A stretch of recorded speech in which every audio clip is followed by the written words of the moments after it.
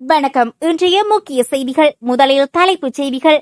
8 மாத சித்திரவதை கோட்டபாயவிற்கு சிறைசலை வழங்கிய செய்தி. நேபாள அரசாங்கத்திற்கே மோசடி செய்த இலங்கை அதிகாரிகள்.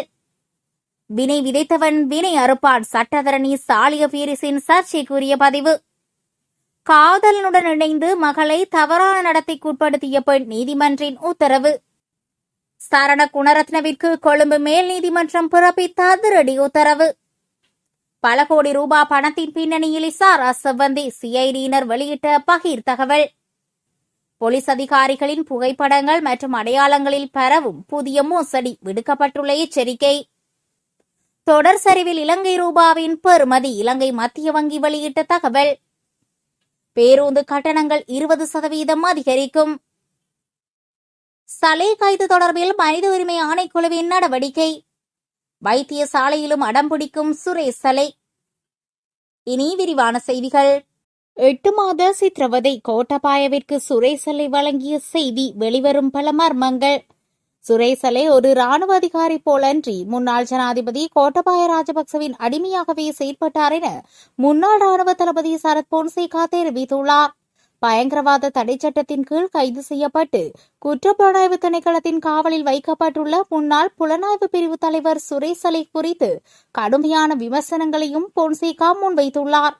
சுரேஷ் சலே செய்த ஒவ்வொரு செயலும் கோட்டபாய ராஜபக்சவின் அனுமதியுடனும் ஆசையுடன் தான் நடைபெற்றது என்று அவர் தெரிவித்தார். கோட்டபாய ராஜபக்சவின் அனுமதி இல்லாமல் சுரேஷ் சலே கழிவறைக்கு கூட சென்றிருக்க மாட்டார் என குறிப்பிட்டுள்ளார். இந்த முழு விவகாரத்திலும் தாக்குதல்களின் பிரதான சூத்திரதாரி கோட்டபாய ராஜபக்ச என்றால் சுரேஷ் சலே அதன் வால் பகுதி போன்றவர் என தெரிவித்துள்ளார். இந்த செயற்பாடு குறித்து ஏனைய ராஜபக்சர்களும் நன்கு அறிந்திருந்தார்கள் என்று குறிப்பிட்டுள்ளார். ஈஸ்டர் ஞாயிறு தாக்குதலின் முக்கிய குண்டுதாரியாக கருதப்படும் சஹ்ரான் ஹாசிம் உள்ளிட்ட குழுவினருடன் சுரேஷ் சலே மிக நெருங்கிய தொடர்பை பேணி வந்தார் என குறிப்பிட்டுள்ளார். யுத்தத்திற்கு பின்னரான காலப்பகுதியில் சஹ்ரான் உள்ளிட்ட ஆயிரக்கணக்கானோருக்கு சுரேஷ் சலே மூலமாகவே சம்பளம் வழங்கப்பட்டது என தெரிவித்துள்ளார். இந்த அனைத்து பண பரிமாற்றங்களும் ராஜபக்சர்களின் முழுமையான ஆசீர்வாதத்துடனேயே இடம்பெற்றன என வலியுறுத்தியுள்ளார். பழிவாங்கல் நடவடிக்கைகள் கடந்த காலத்தில் எந்தவொரு வழக்குகளோ அல்லது குற்றச்சாட்டுகளோ இன்றி என்னை 8 மாதங்கள் கைது செய்து காவலில் வைத்து சித்திரவதை செய்யுமாறு கோட்டபாய ராஜபக்சவிற்கு ஆலோசனை வழங்கியது சுரேஷ் சலே உள்ளிட்ட குழுவினர்தான் என தெரிவித்துள்ளார். அதனை கடந்து எனது மனைவி மற்றும் மகள்கள் கூட கடுமையான மன அழுத்தங்களுக்குள்ளாக்கப்பட்டனர். விமான நிலையத்தில் கூட அவர்கள் தீவிர விசாரணைக்குட்படுத்தப்பட்டு அச்சுறுத்தப்பட்டனர் என சரத் பொன்சேகா சுட்டிக்காட்டியுள்ளார். நேபாள அரசாங்கத்திற்கே மோசடி செய்த இலங்கை அதிகாரிகள். நேபாள தூதரகம் ஒன்றை அமைப்பதற்காக சுமார் 36 ஆண்டுகளுக்கு முன்பு கொழும்பில் நேபாள அரசாங்கத்தால் வழங்கப்பட்ட காணி ஒன்று தனியாருக்கு 2 முறை விற்கப்பட்டுள்ளதாக நேபாளத்தின் கணக்காய்வாளர் நாயகம் தெரிவித்துள்ளார். இந்த பிரச்சினை நேபாள கணக்காய்வாளர் நாயகத்தின் 63வது வருடாந்த அறிக்கையில் தெரிவிக்கப்பட்டுள்ளது. நேபாள ஊடகங்கள் வெளியிட்டுள்ள செய்திகளின்படி குறித்த சொத்தின் உரிமையிலும் பாதுகாப்பிலும் முறைகேடுகள் நிகழ்ந்துள்ளதாக தெரிவிக்கப்பட்டுள்ளது. இலங்கையில் தூதரகம் ஒன்றை கட்டியமைக்கும் நோக்கில் நேபாள அரசு 1989ஆம் ஆண்டில் கொழும்பில் சுமார் 1.5 ஏக்கர் காணியை $3,60,000 அமெரிக்க செலுத்தி வாங்கியதாக அறிக்கையில் குறிப்பிடப்பட்டுள்ளது. அத்தூதரக காணியின் ஒரு பகுதி 1994ஆம் ஆண்டில் தனியாருக்கு 2 முறை விற்கப்பட்டதாக கூறப்படுவதுடன் அதன் உரிமை தொடர்பாக பாரிய சட்டம் மற்றும் ராஜதந்திர ரீதியிலான சிக்கல்கள் ஏற்படுத்தியுள்ளதாகவும் தெரிவித்தது. மோசமான நிர்வாக மேற்பார்வை மற்றும் சட்டபூர்வமான ஆவணங்களை பெற்றுக்கொள்வதில் ஏற்பட்ட தவறு ஆகியவையே இந்த சர்ச்சைக்குரிய பரிவர்த்தனைகள் நடப்பதற்கு இடமளித்துள்ளதாக அந்த அறிக்கை கூறியுள்ளது. வினை விதைத்தவன் வினை அறுப்பான். சட்டத்தரணி சாலிய பீரிஸின் சர்ச்சைக்குரிய பதிவு.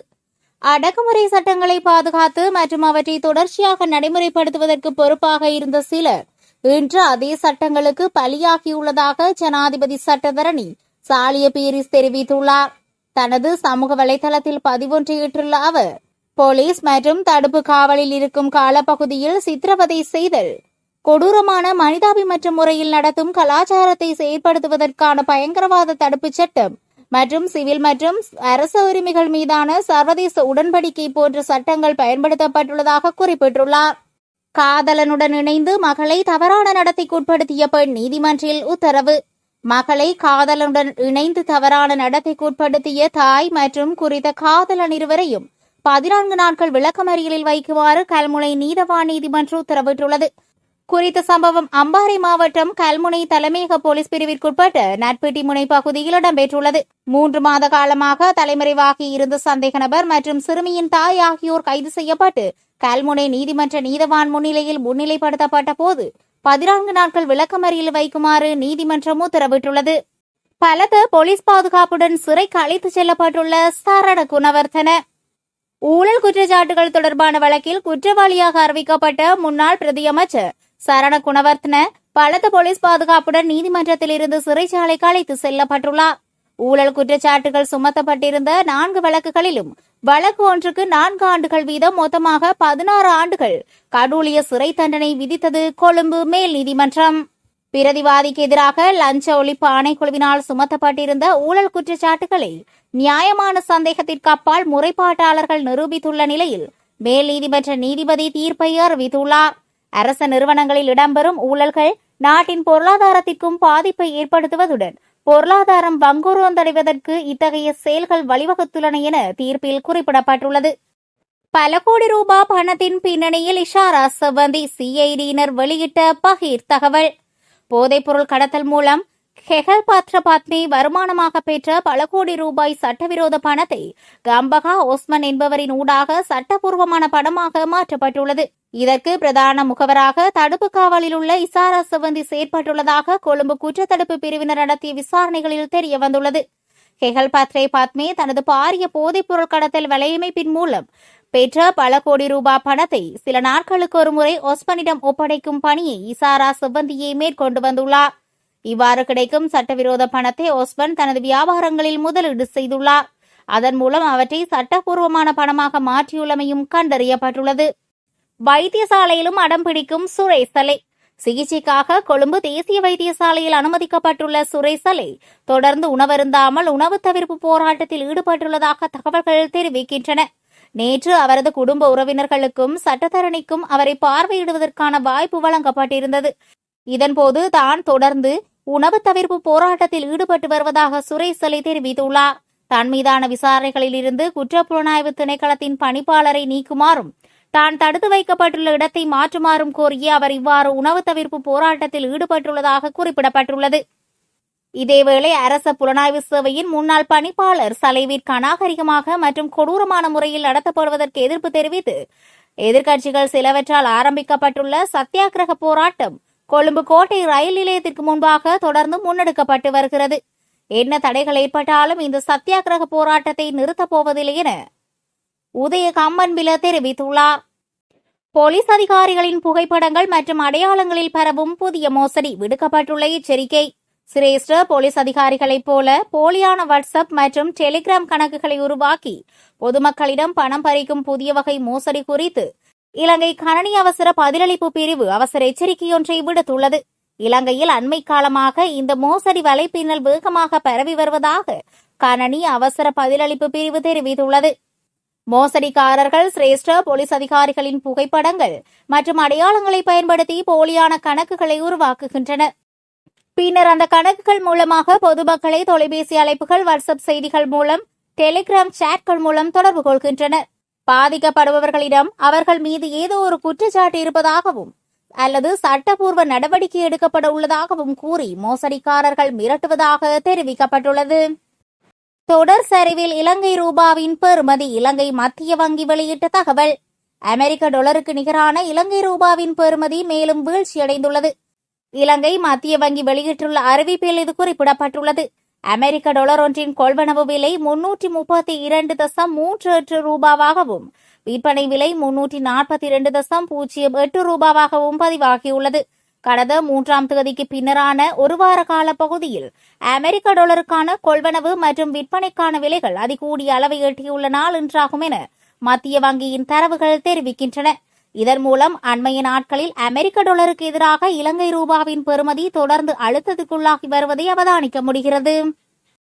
பேருந்து கட்டணங்கள் 20% அதிகரிக்கும். அடுத்த மாதம் மேற்கொள்ளப்படவுள்ள வருடாந்த பேருந்து கட்டண திருத்தத்தின் போது பேருந்து கட்டணங்கள் 20% அதிகரிக்கும் நிலை வரும் என்று கெமுனு விஜயரத்ன கூறியுள்ளார்.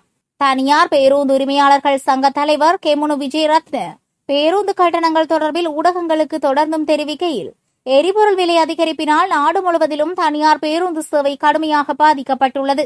பேருந்து உரிமையாளர்களின் இழப்புகளை குறைப்பதற்காக பயணங்களின் எண்ணிக்கையை கட்டுப்படுத்தும் நடவடிக்கைகள் எடுக்கப்பட்டு வருகின்றன.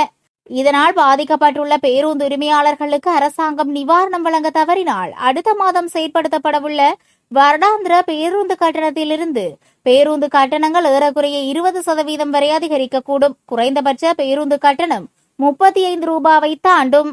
சலை கைது தொடர்பில் மனித உரிமை ஆணைக்குழுவின் நடவடிக்கை. இலங்கை மனித உரிமைகள் ஆணைக்குழுவில் முன்னிலையாகுமாறு சிஐடி அதிகாரிகளுக்கு அறிவிக்கப்பட்டுள்ளது. தேசிய புலனாய்வு சேவையின் முன்னாள் பணிப்பாளர் சுரேசலை தொடர்பான விசாரணைகள் குறித்து விளக்கம் அளிப்பதற்காக இவ்வாறு அறிவிக்கப்பட்டுள்ளது. சுரேசலைவின் உறவினர்கள் விடுத்த கோரிக்கைக்கமைய மனித உரிமைகள் ஆணைக்குழு ஏற்கனவே விசாரணைகளை ஆரம்பித்துள்ளதாக அதன் ஆணையாளர் நிமால்ஜி புஞ்சிகேவா தெரிவித்துள்ளார். மனித உரிமைகள் ஆணைக்குழுவின் அதிகாரிகள் கடந்த சில நாட்களாக சிஐடிக்கு சென்று சுரேசலவிடம் வாக்குமூலங்களை பதிவு செய்துள்ளனர். அத்துடன் அவர் தடுத்து வைக்கப்பட்டுள்ள சிறைக்கூண்டுக்கு அருகில் உள்ள ஏனைய சந்தேக நபர்களிடமிருந்து வாக்குமூலங்கள் பெறப்பட்டுள்ளதாகவும் தெரிவிக்கப்படுகிறது. மேலும் கொழும்பு தேசிய வைத்தியசாலையில் அனுமதிக்கப்பட்டுள்ள சுரேசலவின் நிலைமை குறித்து கண்டறிவதற்காக நேற்று மனித உரிமைகள் ஆணைக்குழுவின் அதிகாரிகள் குழு ஒன்று நேரில் சென்று பார்வையிட்டுள்ளது. சுரேசலை தொடர்பான விசாரணைகளை மேற்கொள்ளும் சிஐடி அதிகாரிகளை கடந்த வாரம் மனித உரிமைகள் ஆணைக்குழுவிற்கு வருமாறு அழைப்பு விடுக்கப்பட்டிருந்தது. எனினும் அன்றைய தினம் தம்மால் வர முடியாது என தெரிவித்த அதிகாரிகள் பிறிதொரு தினத்தை கோரியிருந்தனர். இதற்கமைய இந்த விசாரணைக்கு பொறுப்பான பொறுப்பதிகாரி உள்ளிட்ட சிஐடி அதிகாரிகள் குழுவை இந்த வாரத்திற்குள் இலங்கை மனித உரிமைகள் ஆணைக்குழுவில் முன்னிலையாகுமாறு அறிவிக்கப்பட்டுள்ளது.